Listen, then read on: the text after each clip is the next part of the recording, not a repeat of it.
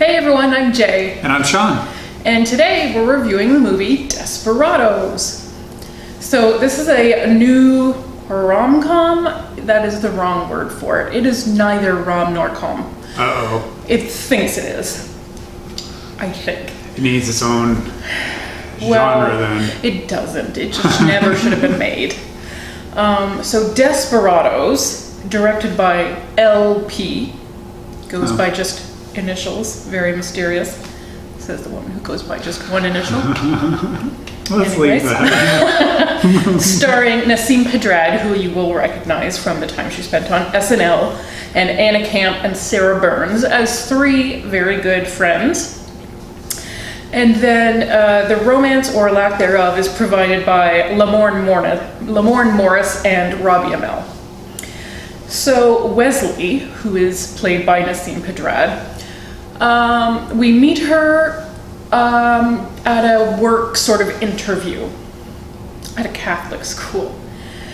And we already know, like, she's left her first career, which I think is in finance. She went on to get a degree in education.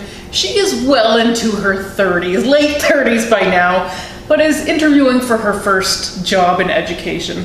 And has it because, you know, the nun who's interviewing her really feels like they need some young voices.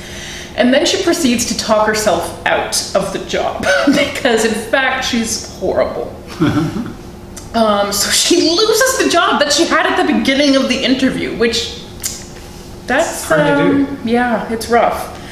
And then she goes out on a blind date with a guy, and they agree beforehand, like, let's have an automatic out. You know, they're both tired of the scene, and it's tough meeting new people. And so she sits down, she's late getting there, and comes in all in a huff. And about 10 seconds in, Sean, played by Lamorne Morris, says, yeah, no thanks, and leaves. So she's beginning to think that all of the jobs she doesn't get and all of the relationships that fail have something in common. Her? It's her, yes. Perhaps her personality is more of an acquired taste, which I don't know who would acquire that taste, to be honest. But anyways, mopily she leaves this blind date, trips on the pavement, and is saved by, well, the first man who rushes to her aid just gets pushed aside because he's not handsome enough. And then a latecomer who is handsome, this would be Jared, played by Robbie Amell, he gets to play the hero and bring her back to his apartment because she's concussed. As you do with Yes. a stranger with a concussion. For sure. But this head wound Sean is the best thing that ever happened to her because it suppresses her nasty personality. Mostly because she can't string a sentence together. But for the first time in a long time, a man is interested in her. So discussing this with her friends, who don't object to her reasoning half as much as they should be. So I also wonder about their own, you know, issues, let's say. But she decides to just embrace this new her that just will express no personality whatsoever. She's just gonna shut that right down. And yeah, Jared thinks she's a dream girl. He praises her. She's the last normal girl in LA. So immediately I hate Jared because any man who wants a woman with the personality of a potato, there's something wrong with him. But we know that Wesley is just in this because he's handsome. So, you know, it's hard to feel bad for either one of them. But then after, you know, a blissful 4 weeks of suppressing everything about herself, he ghosts her. And she thought it was going so well. So she and the girlfriends hit the rosé like they haven't hit it since last Tuesday, and jointly compose a nasty email to him. A very nasty, wine-fueled email to him. And you know what's gonna happen. And this is like, you know it's gonna happen, and yet when it happens, you're angry. You're still angry. He calls her, and guess what, Sean? What? He's been in a coma. He's been in a coma. That's why he hasn't been answering her. So he went to Mexico without mentioning this Mexican trip to her. And had some sort of accident there, and he's been in a coma, and she didn't know. So as soon as he's woken up, his first call is to her. Wow. That's true. So now she's really feeling bad about that email that's awaiting him when he gets out of the hospital. So she does what any rational-minded person does and convinces her 2 friends to fly down to Mexico to try to break into his hotel room and delete the email off all his devices, which again makes me think they don't understand how email works. This is one of those things where, like, maybe it worked in the 90s as a concept, but we're so far past that now. Well, yes, and to be fair, this script has been in development for at least 10 years, so it might have been hanging around when this was... It's been too long. These women are in their 30s. They're not... Like, they should have jobs. They should know how stuff works. Of course, there's no evidence that her friends have jobs either, because how else do 2 grown women just take off for Mexico in the middle of the week at the drop of a hat, don't have to reschedule anyone or ask anything, but they can afford to do that, so they must have jobs.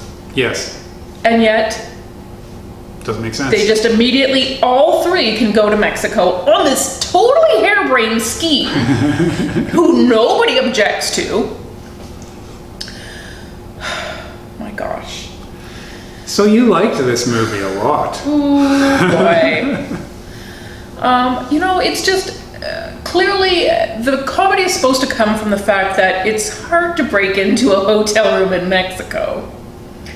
And, you know, she's got schemes like showing up nude, and it's just a farce, a litany of bad jokes gone worse and worse and worse. Not a single one of them ever drew a laugh.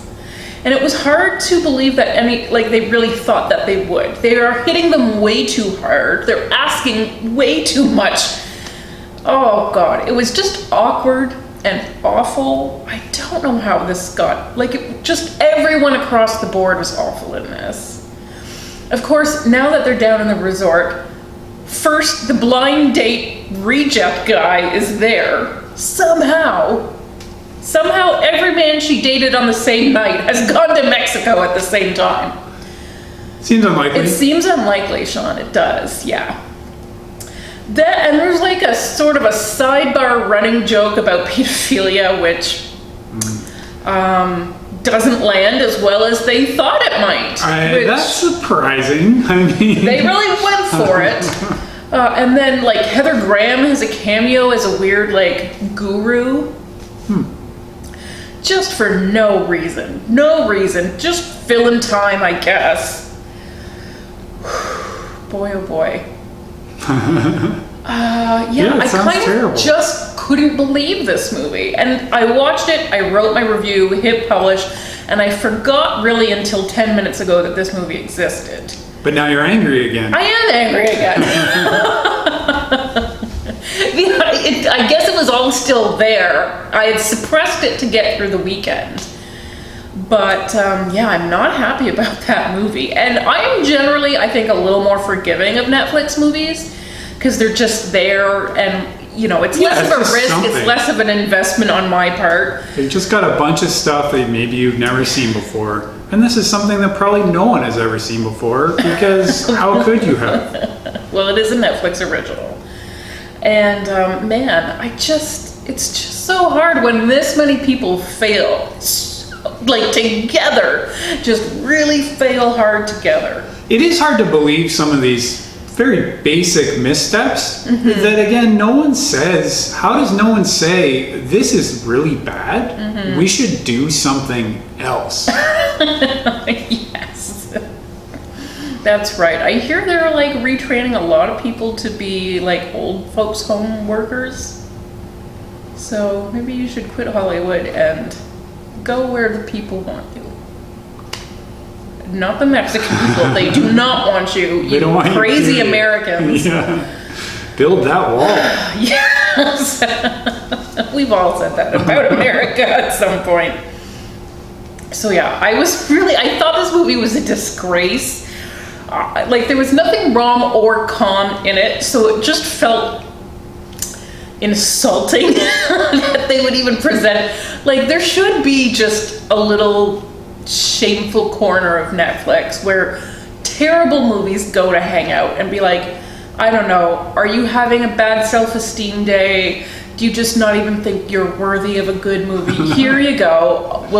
We've gone to the trouble. It could just be one category at the very bottom. Yes. That you have to opt into. Have you watched everything else on Netflix? Do you just not care anymore? Is just the dumpster fire fumes have rendered you only as blank slate as she is? My God, what a message to send to people. Who the hell am I supposed to root for in this? Yeah. Well, right. Eventually I rooted for myself and turned that shit off. But, like, just across the board, it is insulting and it is mind-boggling how a movie, which even this shit movie with, like, second and third tier actors, let's admit, and they probably, like, booked this little trip to Mexico on Expedia and shot it on their iPhones, and it still wasn't worth it. It still wasn't worth it. Like, it was just not cool. That's our lowest rating, by the way. Not cool. Not cool. Yeah. So I do apparently still have residual anger about this.